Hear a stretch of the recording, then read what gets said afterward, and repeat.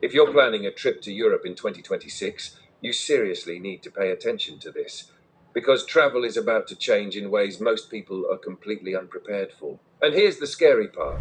Most travelers won't realize what's changed until they're already standing at the airport, being told they can't board their flight. Yes, you heard that right. Travel to Europe is no longer just about booking a ticket and carrying your passport. It's becoming more digital, more controlled, and much stricter than before. So in this video, I'm going to break everything down for you in simple, clear language. What's changing, who it affects, and most importantly, what you need to do right now to avoid delays, stress, or even denied boarding. Let's get into it. One of the biggest changes coming to Europe travel is something called the Entry-Exit System, or EES. This system is replacing the old passport stamp method with a fully digital tracking system. That means no more manual stamps. Instead, every time you enter or leave Europe, your details will be automatically recorded using biometrics. We're talking passport scans, facial recognition, and even fingerprints during your first visit. And once you're registered, the system will track every single entry and exit automatically. Now, here's why this matters. That 90 days in 180 days rule, it's no longer something you can estimate or guess. The system will calculate it instantly, and if you overstay, even by a little, it will know. No confusion, no excuses. Now, where exactly will this system apply? EES will be used across the entire Schengen area, not just EU countries. So even places like Norway, Switzerland, and Iceland are included. But not all European countries are part of it. For example, Ireland and Cyprus follow different systems. So before you travel, you need to check your exact route, because where you enter matters more than ever. Another major shift is happening right at the airport during check-in. Airlines are now becoming your first border control checkpoint. Before you even get your boarding pass, they will verify your documents, your passport validity, and your travel authorizations. And if anything is missing, you won't just get stopped at immigration. You could be denied boarding right there at the airport. This is a huge change. Responsibility is shifting from border officers to airlines. So mistakes will now be caught before you even leave your country. Now let's talk about your first trip under this new system.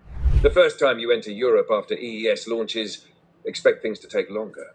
You'll need to complete full biometric registration at the border. That means photos, fingerprints, and document verification, all on the spot. And here's the key detail. You cannot fully pre-register everything online yet. So during the early rollout, expect longer queues, delays, and slower processing at airports. But once you're registered, your data can remain valid for up to 3 years, or until your passport expires. Now moving on to another big update, ETIAS. This is Europe's new pre-travel authorization system. If you're from a visa-free country, like the US, UK, or many others, you'll need to apply for this online before traveling. It's similar to the US ETA. Quick application, small fee, and once approved, it stays valid for up to 3 years. But don't misunderstand this. ETIAS is not a visa. It's an extra permission layer. And if you don't have it when required, you may not even be allowed to board your flight. And if your trip includes the United Kingdom, there's another system you need to know about, the UK ETA. This is completely separate from Europe's system. Different application, different approval, different rules. It applies across England, Scotland, Wales, and Northern Ireland. And yes, fees are increasing too. So always double check your itinerary, because even a short stop in the UK could require a separate authorization. Now let's talk about something travelers often ignore until it hits their wallet. Tourist taxes. Across Europe, these are increasing. In cities like Venice, you may now pay just to enter as a day visitor, especially during peak times. In Greece, extra fees are added to hotel stays, and in places like Portugal, even certain activities like hiking can come with added charges.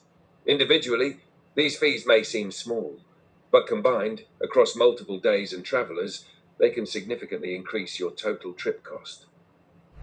And then there's carry-on luggage. Airlines are getting much stricter. Even if your bag used to pass before, there's now a higher chance it will be measured, weighed, and possibly charged right at the gate. Some airlines are even encouraging staff to catch oversized bags. That means stricter enforcement and higher penalties. So don't take chances. Liquids rules are also becoming confusing.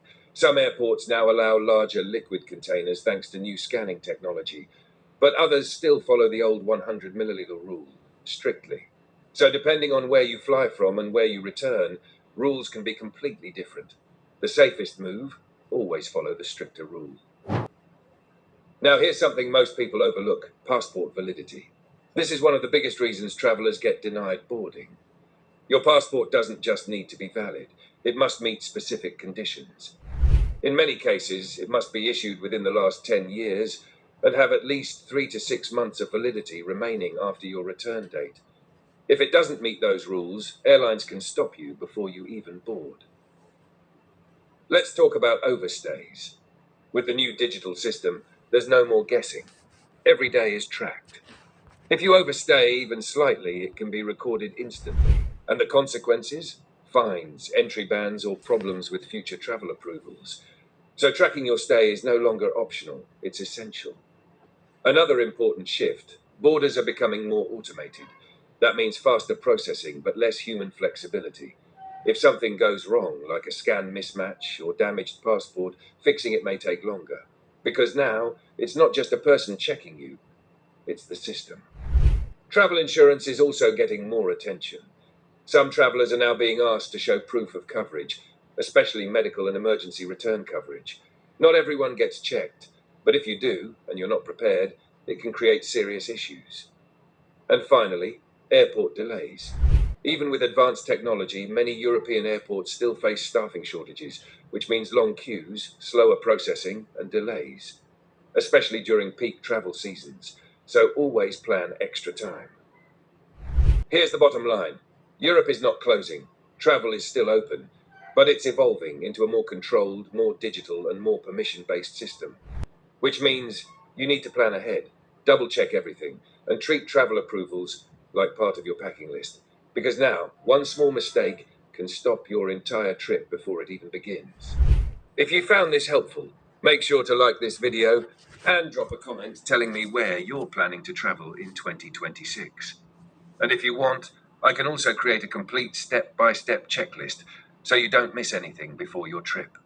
Subscribe for more smart travel updates, because staying informed is the smartest way to travel. This is Smart Card Europe.